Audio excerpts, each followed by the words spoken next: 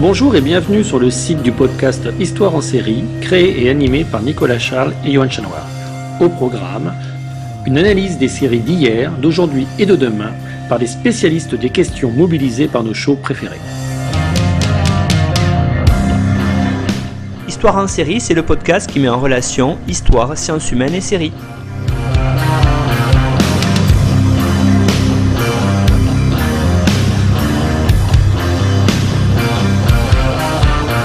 Bonjour à tous, bienvenue dans l'épisode numéro 48 d'Histoire en série où je reçois aujourd'hui Florence Larzilière. Bonjour Florence.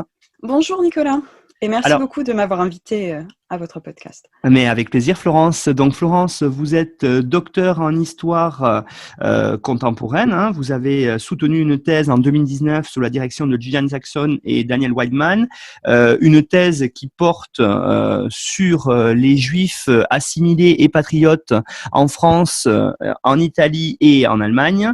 Et donc vous êtes aujourd'hui là pour nous présenter une série qui est peut-être pas au cœur de vos recherches, mais enfin vous allez nous dire que c'est peut-être pas si éloigné et que de vos préoccupations d'historienne en tout cas. Alors, dites-nous pour les auditeurs, quelle est la série que vous allez présenter aujourd'hui, Florence ? Alors, la série que je vais présenter s'appelle Reaper Street. Donc, c'est une série de la BBC qui a été reprise par Amazon après sa deuxième saison et qui a été montrée à la télévision entre 2012 et 2016. Donc effectivement, la série en elle-même, donc Reaper Street, le nom le dit un petit peu, porte sur la fin du 19e siècle anglais et donc peut apparaître très détachée de mes intérêts d'historienne. Cela dit, j'ai toujours été passionnée de séries télé et de séries historiques en particulier. Et je trouve que celle-ci est vraiment fascinante pour les historiens, quelle que soit la période à laquelle ils s'intéressent et ils s'interrogent. Et ce qui est aussi très intéressant pour moi en tant qu'historienne de l'Europe moderne et aussi de l'Europe juive, entre guillemets, c'est que ça touche vraiment à toutes ces questions qui sont levées par certaines parties de ma thèse, dans les questions liées à l'immigration, notamment l'immigration juive de l'Est, les questions liées à l'antisémitisme et les questions liées à cette idée de poche, quelque part, de non-assimilation. L'Est de Londres, dans lequel se passe la série, était vraiment vu presque comme un monde à part, comme certains quartiers de Paris ou certains quartiers de Berlin dans l'entre-deux-guerres. Donc, il y a quand même certains liens avec mon sujet de thèse, même si, encore une fois, c'est plus mon intérêt pour la culture londonienne et pour les séries historiques, les period dramas en général, qui m'a menée vers cette série en particulier. Alors justement, Florence, peut-être pour présenter cette série, vous avez dit qu'il y a quelques années maintenant, qui n'est pas non plus très vieille, mais qui a quelques années. Est-ce que vous pourriez faire un petit synopsis pour les auditeurs en leur décrivant les grands traits narratifs que l'on retrouve dedans ? Oui, très bien. Alors, la série commence en 1889, 6 mois après les meurtres de Jack l'Éventreur, de Jack the Ripper. Et donc, l'intérêt, je pense, l'un des grands intérêts de la série, c'est que même s'il y a toujours cette mémoire de Jack l'Éventreur, il n'est jamais complètement absent de l'esprit des inspecteurs ou de l'esprit de la population ou de l'esprit de la presse. Ce n'est vraiment pas le sujet de la série. Le but n'est pas de résoudre l'enquête, le but n'est pas de donner vie à différentes thèses, mais vraiment de prendre... la série commence vraiment 6 mois après l'échec, au final, de la police londonienne sur ce tueur en série. Et donc, la série se concentre sur la division H de la police londonienne, donc la division qui était en charge de l'enquête des meurtres de Jack l'Éventreur, dans le quartier de Whitechapel.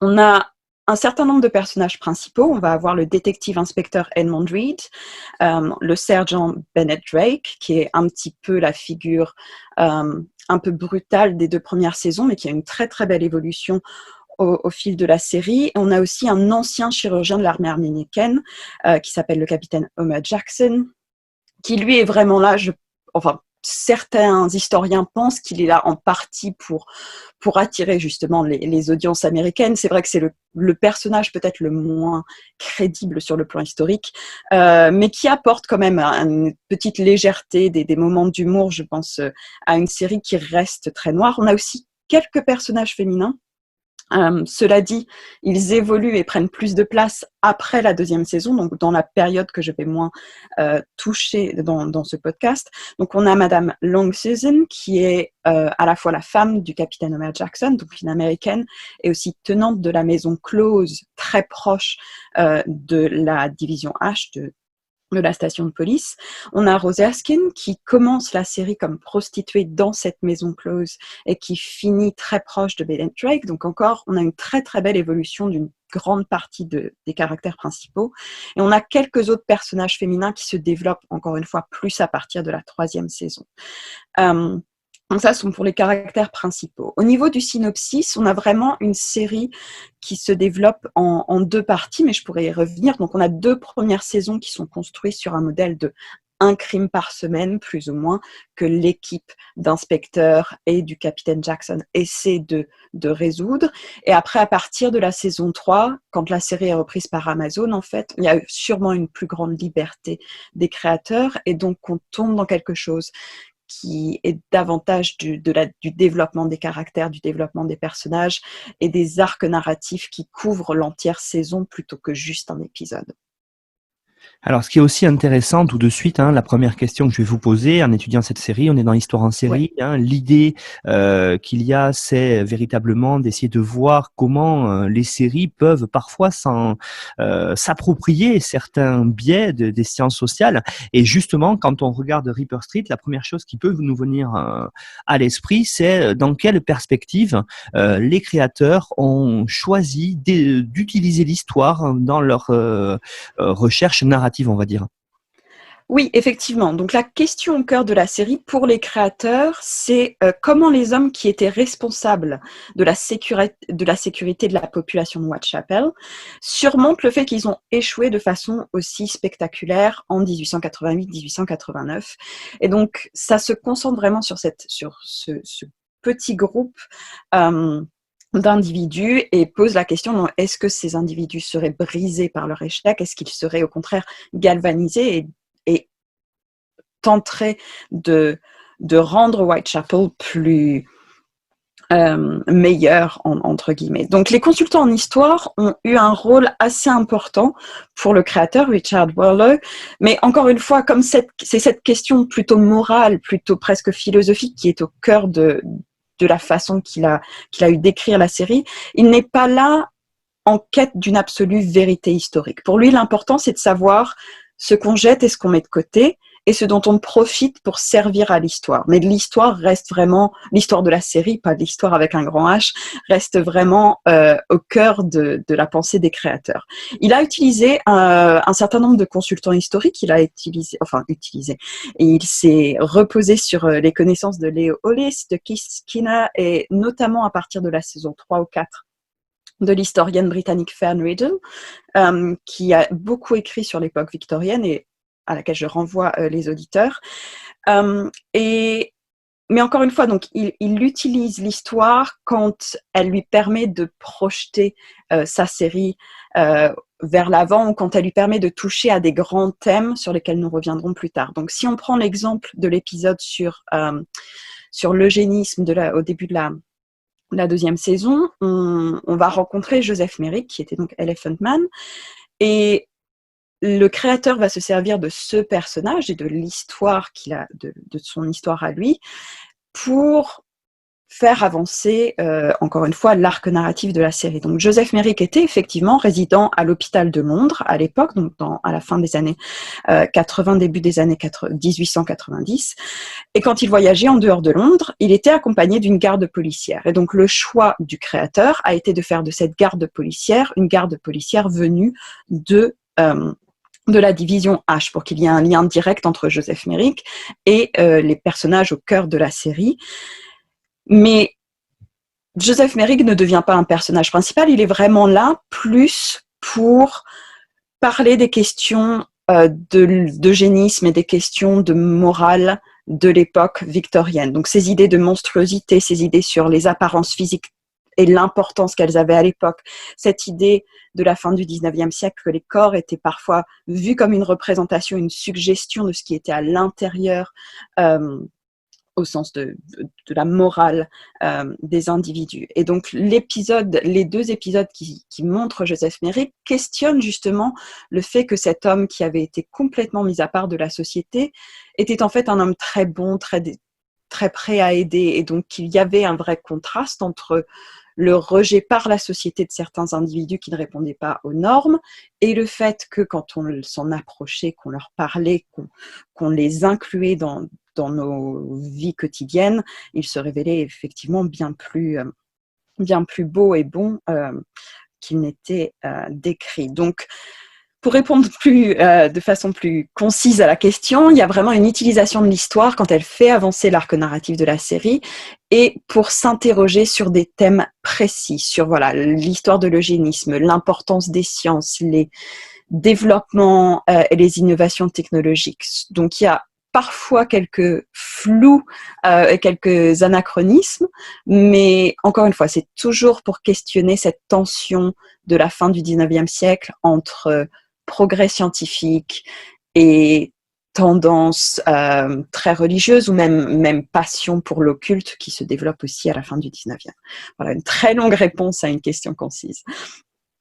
Il n'y a pas de souci, c'est exactement le but d'Histoire en série, ces développements que vous pouvez faire pour approfondir les idées. Alors moi, justement, pas toujours en rapport avec l'histoire, il y a quelque chose de très intéressant que l'on voit et que je trouve on le voit très bien dans la série, c'est tout ce qui est, vous avez commencé à l'aborder, les thématiques d'histoire sociale qui sont vraiment au cœur des préoccupations. Alors est-ce que vous pourriez peut-être développer sur ces aspects-là?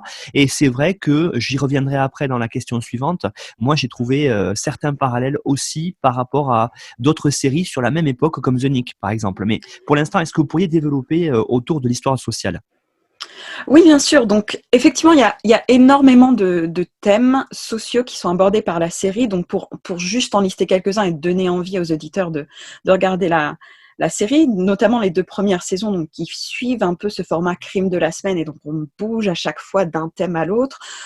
Les 2 premières saisons couvrent des choses aussi différentes que le développement du métro à Londres, la peur du choléra, la peur de ces maladies qui se propagent à toute vitesse dans un quartier, Whitechapel, qui est très, très,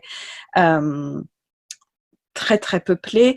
On a donc la construction du métro, ses conséquences pour le quartier. On a les inégalités sociales, cette espèce de juxtaposition entre Whitechapel, qui est donc vu comme très pauvre, la vérité historique est un petit peu plus complexe. On a une juxtaposition de gens qui s'en sortent bien dans les milieux commerciaux et effectivement de gens qui survivent jour après jour.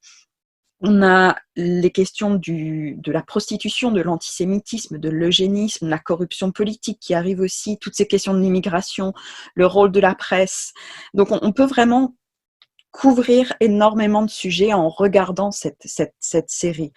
Sur le sujet des questions sociales plus précisément abordées, je pense que l'un des sujets importants de la série, on pourra toujours y revenir un peu plus tard si besoin, mais c'est effectivement que Whitechapel et l'Est de Londres, c'est vraiment un quartier en perpétuelle transformation. Et on retrouve ça tout au long des épisodes, et c'est parfois mis en lumière de façon un peu plus flagrante dans des épisodes spécifiques. Donc, on a par exemple ce thème des populations déplacées.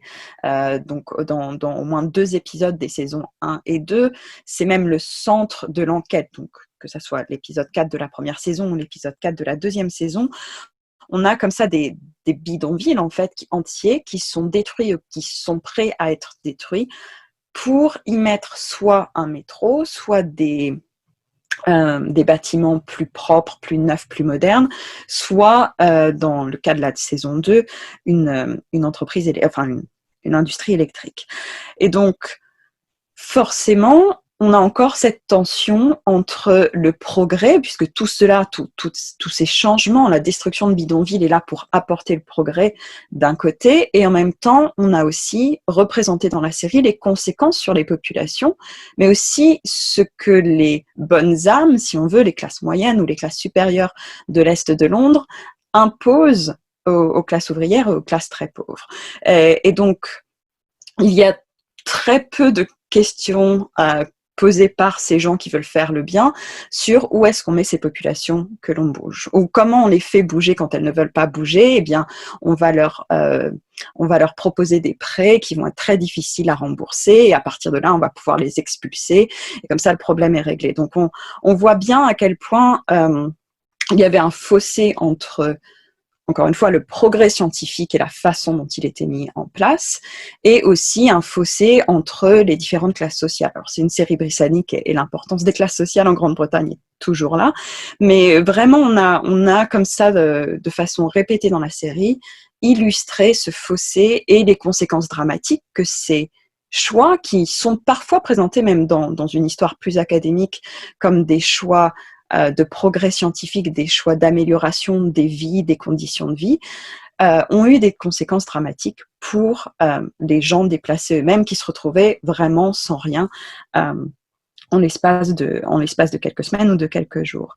Et voilà, et donc je pense que c'est l'un des exemples, l'un des thèmes, ce quartier en perpétuelle transformation sur le plan architectural et vraiment urbain, direct, qui est très bien mis en valeur par la série. Après, il y en a évidemment beaucoup d'autres. On peut aussi parler des grèves. Donc, on a eu la grève des fabricants d'allumettes en 1888, qui est évoquée, pas représentée, mais évoquée à un moment. Et on a la grève des dockers, donc la grève pas exactement des marins, mais des gens qui travaillent sur les ports, en 1889, qui, encore une fois, est représentée et permet de montrer l'évolution politique et sociale du quartier. Donc, une population très appauvrie qui, quand même, se construit une identité politique et sociale. Et cette date 1889 marque d'ailleurs la naissance du mouvement des syndicats ouvriers anglais.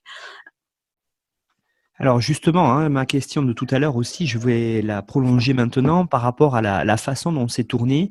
On est à la fin du 19e siècle à Londres, hein, qui est à l'époque la plus grande ville du monde, qui est une ville très industrielle, très sombre, et il y a une ambiance dans cette série, dans la façon aussi dont c'est tourné, qui fait très, on va dire, les experts à l'époque victorienne. Alors qu'est-ce que vous pensez de ça, vous, Florence ? Oui, exactement. Et alors, c'est une idée qui m'était déjà venue en regardant la série la première fois et puis en recherchant la série pour ce podcast. Je me suis, bon, évidemment, c'est pas du tout une idée qui m'était propre. Donc, il y a une historienne, Dr. Jessica Hinz, dont je mettrai le nom et les écrits en bibliographie, qui a justement écrit sur les parallèles entre les experts et Reaper Street, en montrant forcément les experts, ça se passe de nos jours ou quasiment de nos jours. Donc, ils ont accès à un arsenal de technologies et d'outils scientifiques qui est forcément bien différent de ce à quoi les enquêteurs de Reaper Street à la fin du 19e siècle avaient accès. Mais ce qu'elle fait dans son article, et ce à quoi je pensais en regardant la série, c'est que vraiment, il y a cette idée de la science comme solution. Donc, on pourra revenir sur l'histoire de la police à la fin du 19e siècle anglais, mais c'est quand même une police qui est en grande difficulté. Il y a très, très peu d'arrestations, il y a très, très peu de gens qui sont portés devant les tribunaux, surtout pour les crimes graves. Donc, plus le crime est grave, en gros, plus les gens ont de chances de s'en sortir, voire de ne pas être pris du tout. Et donc, dans Reaper Street, il y a vraiment, encore une fois, on part de l'échec de l'enquête de Jack the Ripper, de Jack l'Éventreur. Et donc, il y a cette idée dans l'esprit d'Edmond Reed que si on enquête de façon plus scientifique, si on donne accès à la police à ses moyens plus scientifiques, on va arriver à résoudre les enquêtes. On va arriver à rendre Whitechapel plus vivable et à rendre Whitechapel moralement plus acceptable. Et donc, il y a vraiment dans la série, oui, ce qu'on retrouve dans les experts, la science comme solution, la science comme réponse au crime, quelque part. Donc, dans Reaper Street, ça commence par, dans le premier épisode, ou dans le deuxième épisode, ma mémoire m'abandonne maintenant, mais il y a... donc, le capitaine Homer Jackson était un ancien chirurgien de l'armée américaine. Et ça va être lui un petit peu le médecin légiste de la série. Donc, c'est lui qui va aider, on va dire, à la résolution d'un certain nombre d'enquêtes. Et l'un des points peut-être anachroniques le plus flagrant de la série, c'est la construction d'une chambre mortuaire, d'une morgue quasiment très moderne au sein de la station de police de Lehman Street. La station de police à Lehman Street a existé, la chambre mortuaire probablement pas, ou la morgue probablement pas. Et donc voilà, encore une fois, c'est un espèce de laboratoire très moderne. Il a l'eau courante, ce qui n'était pas forcément donné à l'époque. Il a tout un ensemble de potions, mais de produits chimiques qui peuvent l'aider encore une fois, à trouver quels étaient les produits ingérés par les victimes. Il a tout l'arsenal chirurgical auquel il pourrait rêver. Donc on a vraiment cette pièce très très moderne dans, encore une fois, un quartier représenté par quand même la noirceur, par les rues étroites, par quelque part un quartier qui est un peu à la traîne des avancements scientifiques et technologiques de l'époque. Donc, cet aspect de la série, qui est sûrement le plus... Quel est le mot que je pourrais utiliser ? C'est vraiment ce qui donne envie de regarder la série. On a envie de savoir comment ils vont résoudre l'enquête. C'est passionnant de regarder, voilà, Edmund Reed, Bennett Drake et le capitaine Ahmed Jackson résoudre une enquête sans les moyens que nous avons aujourd'hui, et donc devoir le faire un peu à la façon de Sherlock Holmes et chercher les indices dans les rainures de plancher ou sous les ongles de façon beaucoup plus basique que ce qu'on fait aujourd'hui. Mais encore une fois, on garde quand même la structure des experts avec, voilà, la science, la médecine comme seul moyen quelque part d'arriver à la vérité. Cela dit, encore une fois, parce que la série est limitée, enfin la série n'est pas limitée, mais parce que les enquêteurs sont limités par les progrès de la médecine et par les moyens auxquels ils ont accès à la fin du 19e siècle, on a aussi un aspect très violent dans la série, qui a été critiqué pour la première saison et qui s'adoucit un peu dans la deuxième, dans une certaine mesure.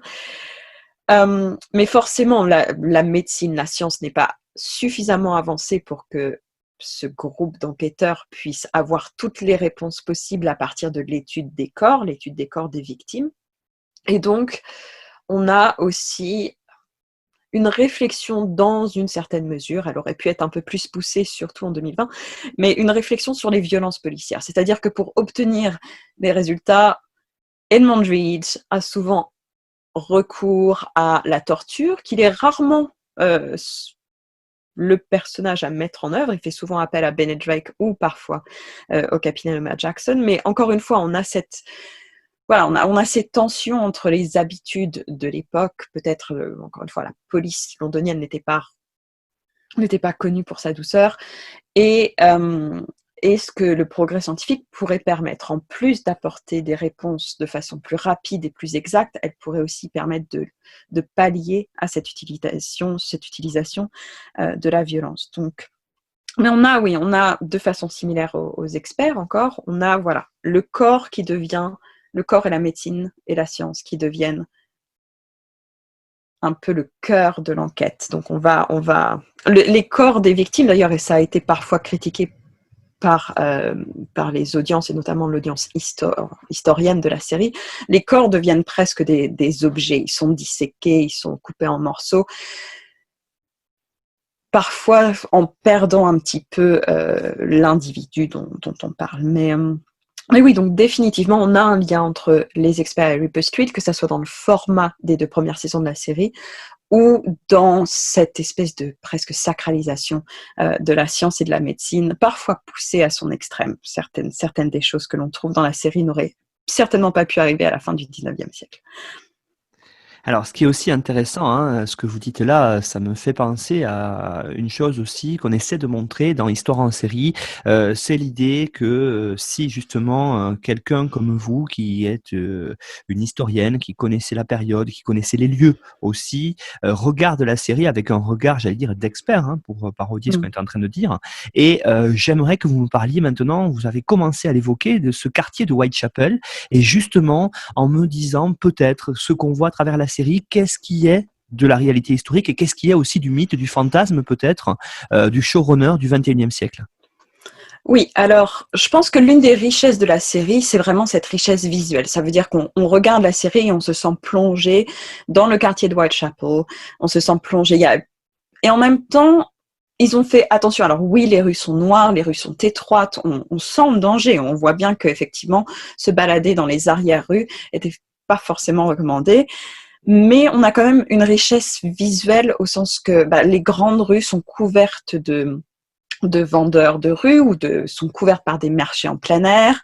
Il y a énormément de monde qui se balade. Encore une fois, on a 67 000 habitants sur 3 km², quelque chose comme ça, à Whitechapel à l'époque. Donc, vraiment une foule qui ne s'arrête pas. Et ça aussi, c'est très visible dans la série. On a des costumes très, très colorés. On part un petit peu, je pense, d'une représentation parfois très sombre, non seulement sur les murs, mais dans les vêtements de la fin du 19e siècle. Et là, vraiment, il y a cette expression des populations pauvres, mais par des vêtements qui restent quand même un minimum coloré. Donc, on part des nuances de gris et de marron habituelles, je dirais. On a aussi une attention aux détails qui est très intéressante. On a des posters sur les murs, on a des graffitis. Enfin, ça donne vraiment cette idée de place vécue. Sur ce qui est un petit peu moins vrai ou ce qui est un petit peu exagéré, on reste encore une fois dans cette espèce de Whitechapel un peu fantasmé, je dirais.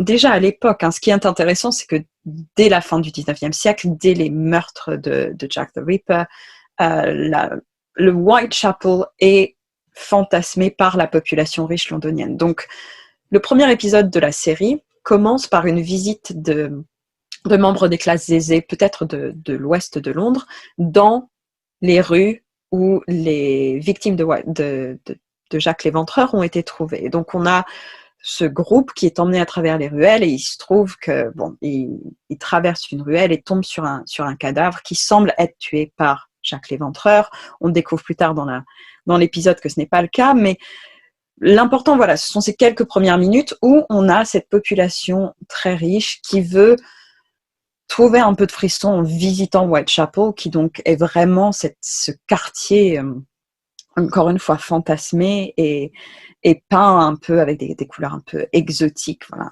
Si on veut un peu de frisson dans Londres à la fin du 19e, on visite Whitechapel. Et effectivement, Whitechapel était l'un des quartiers les plus pauvres de l'Est de Londres, mais si on regarde les études qui ont été faites à l'époque par Charles Booth, donc qui est un peu sociologue, je ne sais pas si c'est le terme exact, mais cet enquêteur social qui a étudié quasiment l'entièreté de Londres à l'époque et étudié les inégalités sociales et étudié les niveaux de richesse de Londres, on se rend compte qu'en fait, l'Est de Londres n'était pas forcément le quartier le plus pauvre à l'époque. Les quartiers les plus pauvres se trouvent au sud, beaucoup plus éloignés, beaucoup plus coupés des moyens de transport. Donc Whitechapel, il y a vraiment un mélange de classes sociales qui parfois est un petit peu oublié dans la série. Donc on a vraiment ces commerçants plus ou moins aisés qui se retrouvent à côté de gens qui ont vraiment du mal à trouver du travail jour après jour ou de populations féminines et masculines qui doivent trouver du travail, encore une fois, payé à la journée, ou pour les femmes qui doivent se prostituer. Alors, on pourrait revenir longuement, c'est pas forcément c'est un très gros sujet, donc je ne sais pas si on l'abordera aujourd'hui, mais la prostitution à la fin du 19e siècle, il y a vraiment énormément de niveaux, et encore une fois, la série a tendance peut-être à l'aplatir un petit peu. On a ces prostituées de la maison close de Long Susan qui sont toutes habillées de façon très riche et très, très colorée. Et puis on a les femmes que l'on trouve le long des ruelles, encore une fois dans la série, dans un état de pauvreté très, très inquiétant dont on voit qu'elles essaient vraiment, elles se prostituent pour survivre une journée de plus. Donc je dirais que ça dépend aussi parfois des épisodes. On a quand même une tendance dans la série à aplatir un petit peu tout ça et à représenter encore une fois Whitechapel comme un quartier très très pauvre dans lequel certaines figures, souvent issues de classes un peu plus aisées, vont essayer d'améliorer la situation. Donc on a Edmund Reed d'un côté, on a les conseillers du nouveau de la nouvelle administration en charge de Londres, encore une fois plutôt issue des classes aisées, qui vont essayer d'apporter le progrès au quartier. On a toutes ces associations caritatives, ces œuvres caritatives qui aident aussi les populations les plus pauvres, mais ça donne encore cette idée de fossé. Et il y a parfois des aperçus dans le fait que la population de Whitechapel elle-même va essayer de résoudre les problèmes qu'elle rencontre. Et on a comme cela dans l'épisode 2 de la première saison, l'apparition d'un groupe de vigilance, du comité de vigilance, mené par George Lusk. Donc, ce comité avait été créé lors des meurtres de Jacques Léventreur et disparaît plus ou moins après. Donc, la série le ressuscite, alors que ce n'est pas ce qui est arrivé dans la vraie vie, mais montre voilà, un groupe d'hommes de Whitechapel qui décident que la police ne fait pas suffisamment, n'arrive pas à protéger le quartier. Et donc, on a ce groupe de personnalités mélangées, encore une fois, de gens plus ou moins, tous plus ou moins de milieux commerçants de Whitechapel, qui décident de prendre les choses en main et de protéger le quartier, notamment en essayant de repousser les catégories les moins plaisantes. Donc, encore une fois, pour résumer, je dirais qu'on a un très bon aperçu. Encore une fois, c'est très vivant, ça donne une très bonne impression de ce que pouvait être ce quartier-là à l'époque, parfois de façon un petit peu, encore une fois, exagérée ou fantasmée, avec un contraste très important entre le Whitechapel sale et sombre et les quartiers de Londres plus riches, beaucoup plus aérés et beaucoup plus propres. Voilà. Alors, ce qui est aussi intéressant dans cette volonté peut-être de redécouvrir un certain passé de la part des showrunners, c'est aussi quelque chose que je pense vous pouvez souligner parce que vous vivez à Londres, parce que vous avez regardé la série en VO et d'où aussi l'importance de regarder les séries en VO pour j'allais dire, entrevoir certaines nuances qui peuvent apparaître, et c'est celle du langage. Alors, qu'est-ce qu'on pourrait dire sur véritablement la volonté de recréer aussi un passé presque sonore à travers Ripper Street? Oui, alors c'est l'un des points très intéressants parce que c'est l'un des points sur lequel le créateur de la série a voulu être le plus exact possible. Et il fait référence à la série Deadwood, que je n'ai pas regardée, donc sur laquelle je ne commenterai pas, mais dans laquelle le langage était aussi au cœur de cette espèce de quête de la vérité historique ou de quête du son historique. Et donc, le créateur de Ripper Street voulait retrouver ces sonorités, ces mots, ces expressions, ces insultes de l'époque. Donc, il s'est plongé dans beaucoup de journaux d'époque, dans des écrits de l'époque, des romans. Et c'est vrai que quand on écoute la série, quand on la regarde, mais quand on fait attention aux phrasés, notamment de ces inspecteurs, c'est vraiment un phrasé et une façon de construire son langage de l'époque. Cela dit, l'une des limites qui a été mise par certains historiens et historiennes, c'est que puisqu'il a construit son dialogue finalement à partir de textes, c'est parfois un petit peu la façon dont Edmond Reed notamment s'exprime, est parfois très parlé au final. Donc bien sûr que tous les termes utilisés sont des termes d'époque et ça donne encore une fois un espèce de... Ça aide à se replonger dans l'ère victorienne, de retrouver encore une fois ces expressions, ces mots, mais il est fort probable que les gens que l'on rencontre dans la série se seraient exprimés de façon peut-être moins claire, ou en tout cas, pour ce qui est des inspecteurs, sûrement pas de façon aussi experte en permanence, et certainement pas de façon aussi peut-être figée en permanence. Donc, il y a encore une fois, ça a été une quête de la part du créateur de la série, il voulait vraiment retrouver ces sons, et retrouver ce langage d'époque, mais il a peut-être poussé le vice un peu trop loin puisqu'il prête à des dialogues parlés, des expressions et des formules et une façon de construire la langue. Il prête à toutes ces choses-là des caractéristiques très écrites au final. Cela dit, parce que quand je l'ai regardé à nouveau cet été, il a quand même fallu que je prenne quelques notes, voilà, de termes et que je cherche les définitions de l'époque. Mais j'ai trouvé très très peu d'anachronismes. Je crois que pour ceux et celles qui écoutent et qui seraient intéressés, si vous allez sur le site IMDb, vous pouvez trouver, il y a une liste goofs, d'erreurs, d'anachronismes, et dans lesquels il y a parfois certains mots qui ont été utilisés alors qu'ils ne sont utilisés pour la première fois qu'en 1901 et pas en 1889. Bon.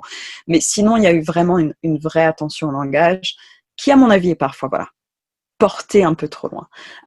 Mais en tant qu'historienne, c'est vraiment, encore une fois, c'est fascinant de voir un créateur faire attention à ce genre de choses. On pourrait comparer avec Downton Abbey, dans lequel parfois le langage est un petit peu trop libre pour l'époque. Là, au contraire, on est vraiment dans le bon cadre quelque part.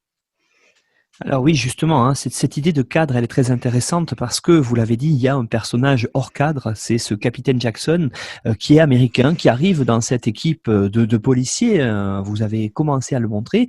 Est-ce que derrière cela, il n'y aurait pas aussi l'idée, hein, avec cette notion de modernité que vous avez essayé de nous montrer tout à l'heure, notamment à travers la médecine légale, est-ce qu'il n'y aurait pas une idée aussi de montrer que peut-être on est en tournant à cette fin 19e, début du 20e siècle, avec une certaine commencée d'arrivée des Américains et de la modernité américaine face à cette Europe et en particulier cette Angleterre vieillissante? Alors, c'est une question très intéressante. J'y avais un petit peu pensé. Il y a vraiment, je pense qu'Homer Jackson parfois met en lumière, on va dire, la rigidité peut-être, si on parle un peu cliché, la rigidité un peu anglaise, ou en tout cas la rigidité d'Edmund Reed, cette idée que, ne serait-ce qu'au niveau des émotions, on va avoir un Homer Jackson beaucoup plus expressif dans ses émotions, et on va avoir Edmund Reed beaucoup plus réservé. Au niveau de la modernité, il y a un certain degré, oui, je pense, de modernité apporté par Homer Jackson. Cela dit, l'homme qui force cette modernité, qui essaie vraiment de l'inclure dans le travail policier, c'est Edmund Reed. Donc, c'est vraiment lui qui lit des traités scientifiques ou des traités sociologiques ou des traités anthropologiques pour essayer de comprendre son quartier et de voir comment on pourrait aider à l'améliorer. C'est lui qui met en place, par exemple, à la fin de la 2e saison, début de la 3e, un système d'archives pour trouver plus facilement les criminels qui ont déjà été arrêtés, mais qui ont été arrêtés par la police, mais jamais punis par la loi. Donc, je dirais que Homer Jackson est intéressant parce qu'il apporte une modernité peut-être de langage et de mœurs plus qu'une modernité purement scientifique. Et un petit peu plus tard dans la saison, je pense que les Américains arrivent, un petit peu plus tard dans la série, donc les Américains arrivent, je crois, dans la saison 2, et avec cet épisode qui porte sur l'achat par une grande entreprise navale américaine d'une entreprise qui est en train d'échouer ou qui est aux portes de la banqueroute en Angleterre. Et donc je pense qu'on a parfois cette vision des États-Unis comme étant plus rapidement corrompu peut-être que l'Angleterre même. Donc on va avoir ce grand industriel américain qui arrive à Londres et qui veut racheter cette entreprise en Angleterre, mais pour la racheter, il faut qu'il assassine un des industriels qui risque de redonner vie à l'entreprise londonienne. Donc, ce grand industriel américain, forcément, ne va pas être celui qui va assassiner l'industriel qui risque de mettre en péril tout son plan. Donc, il fait appel aux Pinkertons, qui étaient un groupe de détectives privés, un peu bras armés des grands industriels de l'époque, toujours prêts à casser les grèves, casser les syndicats, et si besoin, et au moins dans la série, à assassiner les gens peu pratiques. Mais pour revenir donc justement à cette image de l'Amérique comme peut-être plus moderne, on a ici le capitalisme américain, les grands industriels américains prêts à tout pour arriver à leur fin, y compris à assassiner des gens ici et là qui risqueraient de mettre en péril leur grand plan de monopole sur, en tout cas au moins le monde anglo-saxon, le monde américano-britannique. Donc je pense que c'est plus dans certaines réflexions sur les mots de la société générale et parfois même les mots de la société moderne, on pourra y revenir, mais je trouve qu'il y a dans la série un certain nombre de moments où la critique qui est faite sur la société de la fin du 19e siècle est presque une critique qui est faite sur notre société actuelle, que ça soit sur le rôle des grandes banques, le rôle des grands industriels qui peuvent plus ou moins tout faire sans être inquiétés, le rôle des femmes, etc.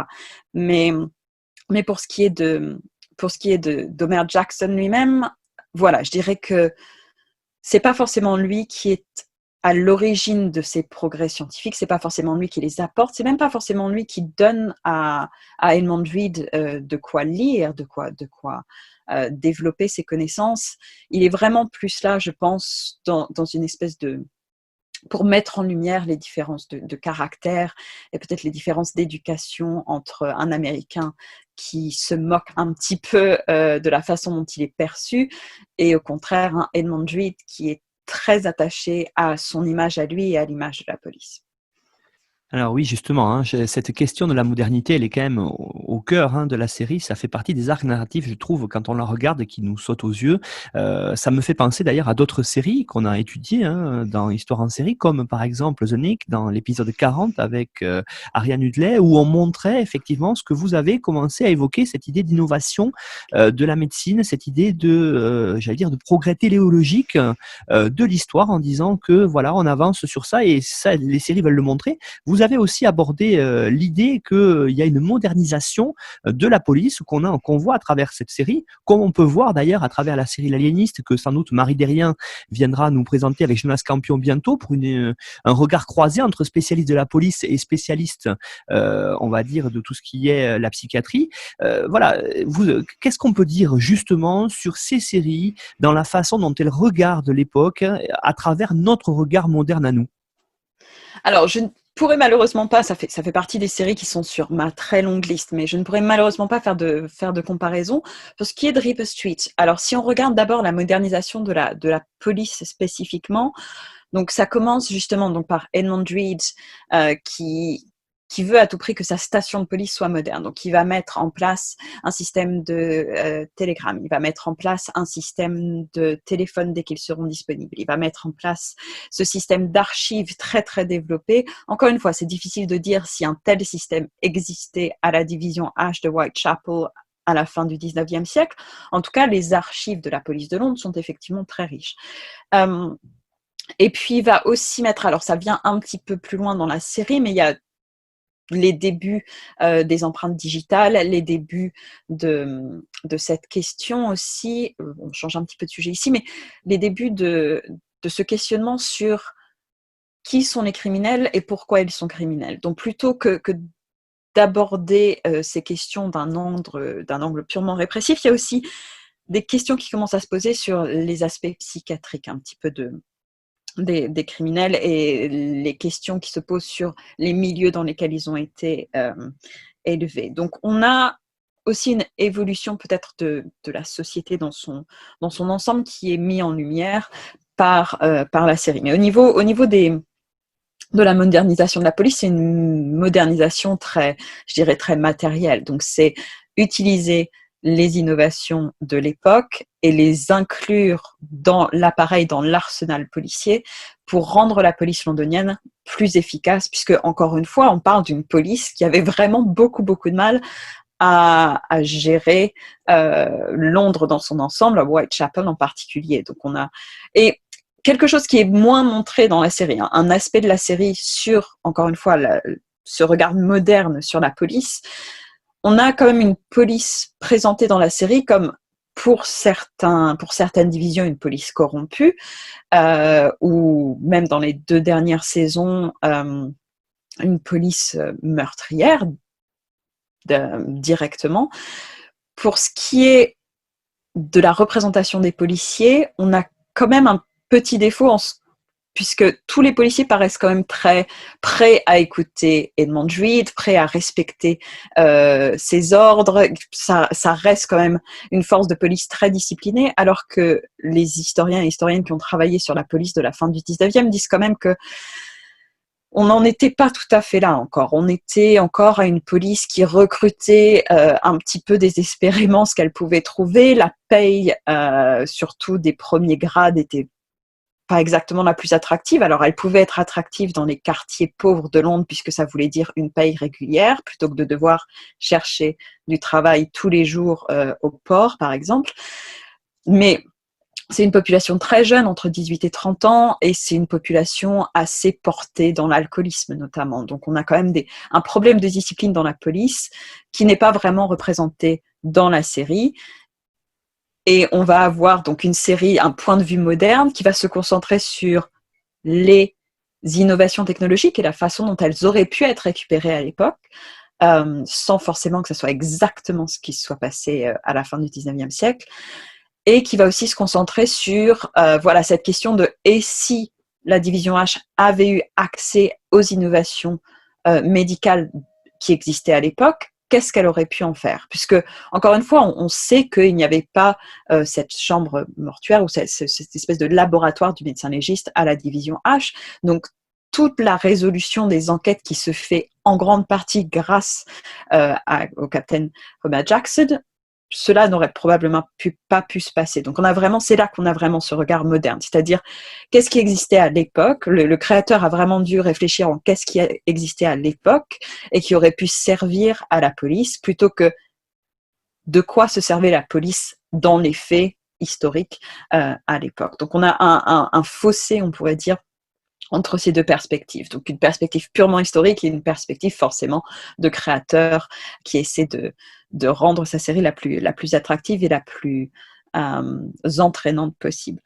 Pour ce qui est de la modernisation de la société dans son ensemble, donc on en a parlé un petit peu au début, on va avoir donc cette évolution du quartier sur le plan urbain, donc avec des zones entières, des bidonvilles qui sont rasées pour laisser place soit à des bâtiments en meilleures conditions, soit à des centrales électriques, soit à des métros ou des trains. Mais on a aussi d'autres aspects de la modernité de l'époque qui sont évoqués par la série. Et on pourrait par exemple commencer par parler du métro qui est développé à la fin du 19e siècle et qui est critiqué. Encore une fois, la série se sert très bien de ces personnages pour aborder les débats de l'époque. Donc on va avoir sur le plan on l'a dit, on a Homer Jackson et Edmond Druid qui sont deux caractères très très différents, qui mettent en lumière peut-être le côté un peu stiff upper lip de l'anglais, cet anglais qui contrôle ses émotions de façon très forte. Mais si on regarde le côté modernisateur, on va voir Bennett Drake qui ne voit pas trop le but de tous ces métros, qui trouve ça un peu contre nature. C'est pas exactement comme ça qu'on est supposé se transporter d'un endroit à un autre. Et au contraire, on va avoir Edmond Druid, encore une fois, qui est la figure de la série, toujours en quête de progrès et de modernisation, qui trouve que c'est voilà un exemple du progrès bon, moralement bon par excellence. Ça va être le métro qui va permettre aux gens de se loger à distance des industries les plus polluantes. Ça va être le métro qui va permettre à la ville de s'étaler et donc aux bidonvilles de disparaître. Il a vraiment cette idée du métro comme un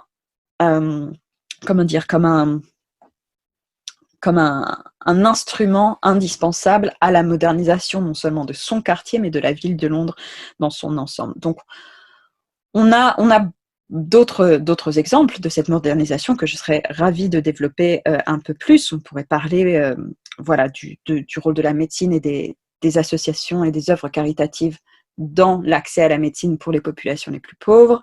On a aussi les questions de modernisation politique, encore une fois, avec le développement de syndicats et le développement des idéologies de gauche socialiste et communiste, et notamment dans le quartier de Whitechapel. Et puis on a aussi, ça touche à la modernisation, c'est une modernisation beaucoup moins matérielle, mais on a aussi les différentes vagues d'immigration qui se succèdent au sein de Whitechapel. Bien justement, allez-y, j'allais vous poser ces questions-là, toujours pour poursuivre dans cette idée d'histoire sociale.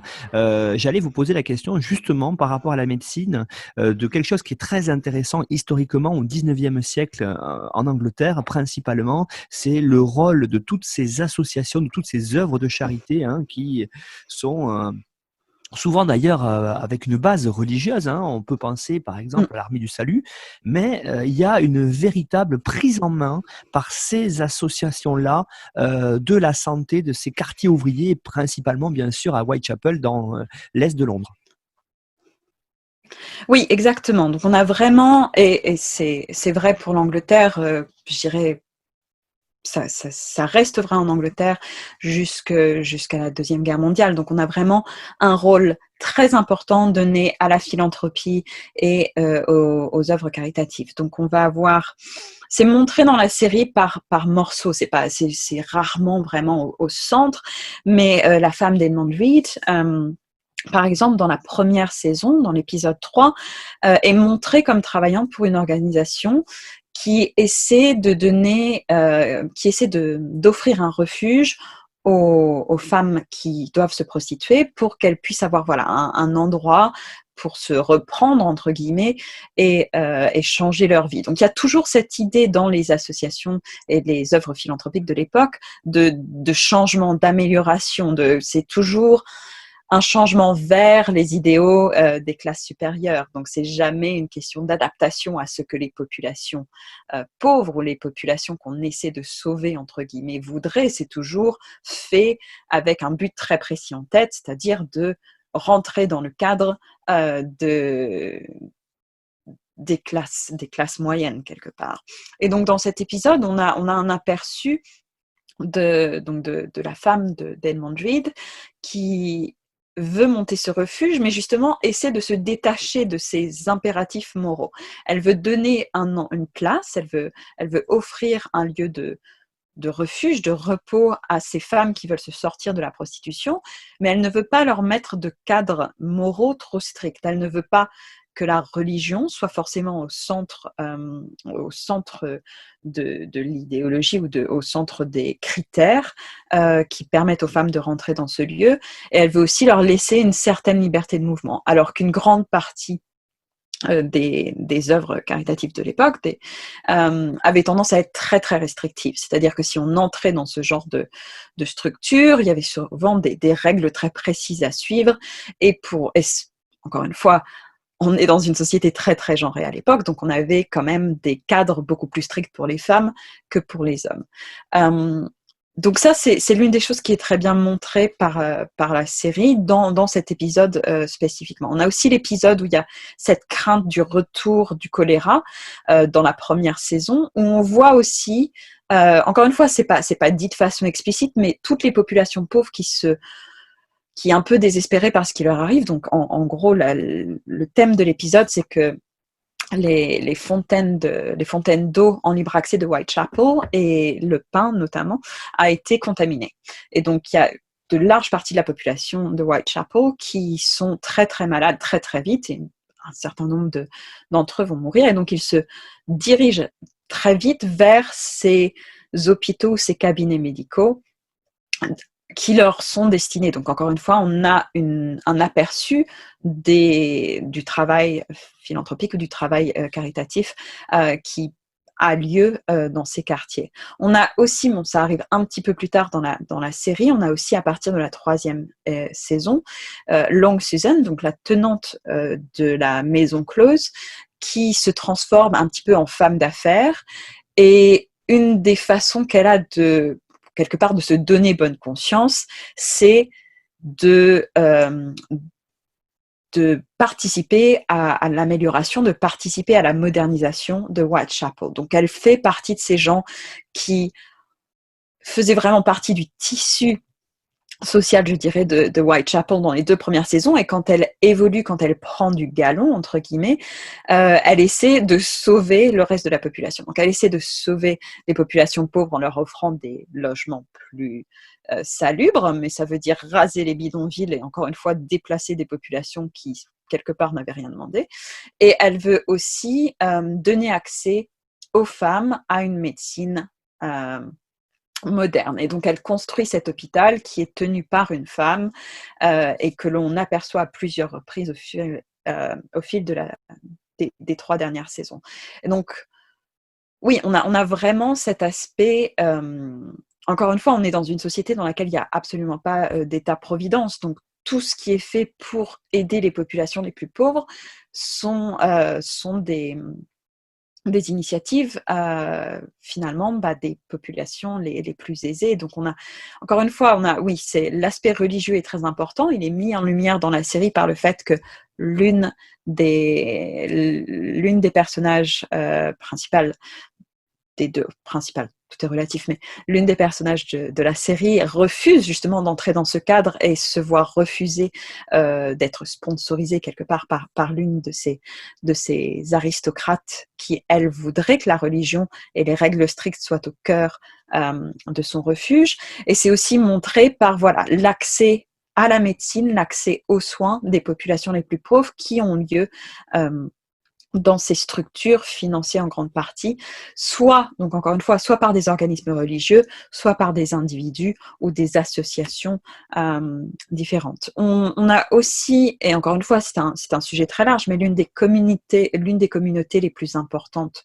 à Whitechapel à l'époque, c'est la communauté juive. Et encore une fois, on a ce fossé entre une communauté juive très très intégrée, qui est là depuis plusieurs générations, qui fait partie des classes moyennes, voire des classes supérieures, et une population juive fraîchement immigrée, venue de l'Europe de l'Est, donc, qui fuit les pogroms, et qui arrive à Londres avec quasiment rien. Et encore une fois, on a de façon implicite, je dirais, dans la série, un aperçu de la façon dont ce fossé va essayer de se combler, ou au moins de la façon dont les populations juives nouvellement immigrées s'intègrent et sont un petit peu poussées à s'intégrer par les populations les plus installées. Oui, effectivement, hein, Florence, j'allais vous poser cette dernière question-là, autour de l'immigration, déjà très présente au 19e siècle à Londres, vous l'avez dit, vous l'avez évoqué en particulier sur ce que vous connaissez bien, hein, c'est-à-dire cette communauté juive qui est analysée à diverses échelles, on va dire, entre les nouveaux arrivants et puis ceux qui sont installés là depuis longtemps. Alors peut-être présentez-nous pour terminer, il y aurait encore beaucoup de choses à dire, mais peut-être pour terminer le podcast, autour de comment sont vus à travers la série ces nouveaux arrivants, comment est-ce qu'ils sont assimilés, comment est-ce que ça se passe? Alors, bon, je ne vais pas donner à la communauté juive plus de poids qu'elle n'en a dans la série, mais elle apparaît dans plusieurs épisodes, elle apparaît dans plusieurs... encore une fois, c'est l'une des communautés d'immigration récente les plus importantes dans l'Est de Londres à cette époque. Donc, elle fait vraiment partie du tissu du quartier de Whitechapel et on l'aperçoit à plusieurs moments. Donc, on va d'abord avoir, et quand même précision très importante, à chaque fois que la population juive est mentionnée, on ne peut pas échapper à l'antisémitisme de l'époque qui s'exprime.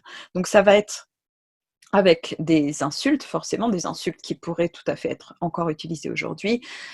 C'est un antisémitisme qui se fait à plusieurs niveaux. Donc, on a déjà un antisémitisme un peu scientifique qui se développe quand même à l'époque, même si l'antisémitisme de la population moins éduquée de Whitechapel, on va dire, est vraiment un antisémitisme basé sur la religion et sur les préjugés antisémites les plus courants, c'est-à-dire ceux qui portent sur les juifs comme manipulateurs ou la population juive comme population hyper capitaliste ou très près de l'argent. Donc on a tous ces préjugés antisémites, toutes ces questions liées à l'antisémitisme qui apparaissent dans la série. Encore une fois, pas le but du créateur n'était pas de montrer l'antisémitisme à l'époque, c'est juste que ça faisait partie de l'histoire de Whitechapel à la fin du 19e, donc c'est représenté comme tel. Donc, pour se concentrer peut-être sur des épisodes plus spécifiques, on a dans le deuxième épisode de la première saison,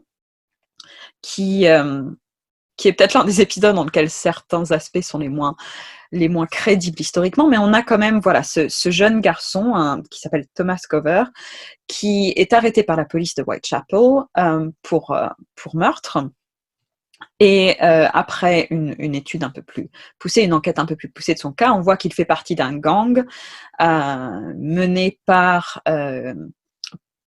un criminel de l'Est de Londres qui veut absolument le récupérer pour le faire taire de façon définitive.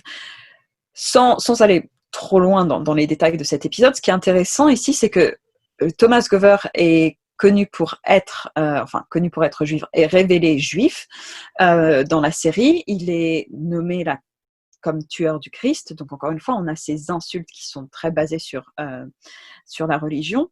Et surtout, ce qui est une remarque qui est intéressante, sur laquelle la série ne s'attarde pas trop, c'est que ce Thomas Gover a changé de nom pour s'intégrer plus facilement. Donc Thomas Gover, c'était pas son nom de naissance, mais c'est un nom anglais et je crois que c'est Edmond Reed qui explique, pour le monde anglais dans lequel il espérait survivre.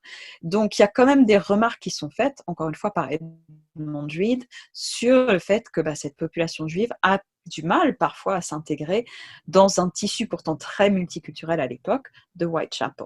On a aussi l'un des personnages importants de la première saison, qui est cette tenante de l'orphelinat juif de l'Est de Londres. Donc encore une fois, on voit que les institutions qui prennent en charge des choses qui plus tard seront prises en charge par l'État tendent à être j'allais dire à discriminer, mais ce n'est pas le mot exact, mais il y a quand même, voilà, chaque religion, chaque communauté tend à créer ses propres institutions, puisque encore une fois, c'est le plus simple. Il y a des questions de langage aussi. Toutes ces populations juives qui arrivent dans l'Est de Londres à la fin du XIXe siècle, qui fuient les pogroms de Russie et d'Europe de l'Est, ou qui fuient parfois, c'est pas juste les pogroms, hein, c'est aussi les conditions économiques dramatiques dans lesquelles ils se trouvaient, qui fuient, qui arrivent à Londres, parfois pour aller plus loin, parfois qui restent bloqués à Londres,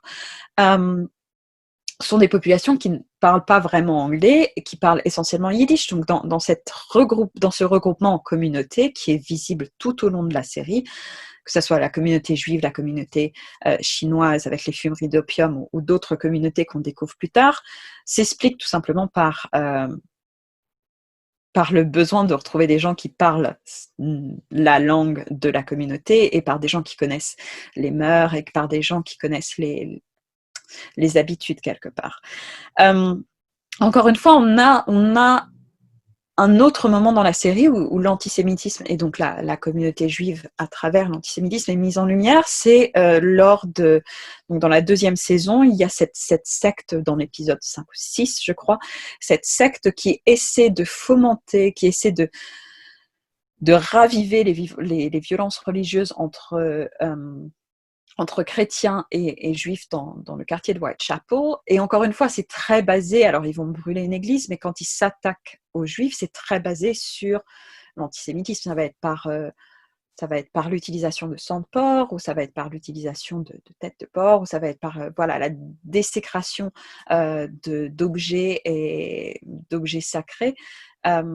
Et donc, ça permet encore une fois de donner un aperçu de la communauté juive à Whitechapel, et de montrer aussi que même s'il y avait une tendance à attaquer le juif dès que quelque chose se passait mal, et l'une des hypothèses sur qui est Jack the Ripper, c'était qu'il était probablement, pour certains, un juif, on a quand même, je pense que quelque chose qui est très bien mis en valeur par la série, c'est aussi de montrer que il y a une certaine solidarité au sein de Whitechapel. Donc oui, il va y avoir des tensions qui se reposent sur des identités très, très importantes à l'époque, les identités religieuses, les identités communautaires, mais au final, il n'y a pas vraiment il n'y a pas de violence poussée à l'extrême à l'époque. Encore une fois, c'est parfois, si on lit un petit peu sur les années qui entourent les meurtres de Jack the Ripper, quand l'idée d'une personnalité juive comme coupable a fait que la police londonienne a dû protéger quand même ces communautés pendant quelques semaines, voire quelques mois. Mais dans la série, voilà, on voit bien à quel point la communauté juive de Whitechapel était importante, à quel point on la retrouve partout. On voit qu'elle était à la tête d'institutions pour protéger, encore une fois, ces communautés nouvellement arrivées. Et je pense que quelque chose qui aurait pu être mis un peu plus en valeur, mais encore une fois, ce n'est pas le cœur du sujet de la série, mais il aurait été intéressant de voir le discours qu'auraient pu tenir des représentants, des membres de la communauté juive plus installés, plus intégrés, plus assimilés, puisqu'il y avait un vrai fossé entre les deux. Un fossé que, pour faire un rapide lien avec ma thèse, un fossé qu'on retrouve en France, en Allemagne et dans une moindre mesure en Italie, mais surtout en France et en Allemagne, dans l'entre-deux-guerres, ce fossé entre les populations juives très installées et les populations juives nouvellement arrivées. Florence Largillière, merci beaucoup pour l'analyse de cette excellente série, Reaper Street, que l'on retrouve donc dans notre épisode numéro 48 du podcast Histoire en série. Alors, vous avez donné une bibliographie indicative qui se retrouve sur notre site internet histoireensérie.com où vous pouvez, vous auditeurs, aller rechercher des indications sur toutes les émissions passées et aussi des présentations des émissions à venir. Voilà, donc Florence, vous aussi, vous retrouverez sur nonfiction.fr, notre partenaire, pour un petit résumé qui permet aux auditeurs d'aller rechercher comme ça aussi des anciennes émissions. Merci beaucoup pour cette très très bonne présentation et j'espère vous retrouver bientôt peut-être pour un nouvel épisode. À bientôt Florence, au revoir. Oh, ça serait avec plaisir, au revoir.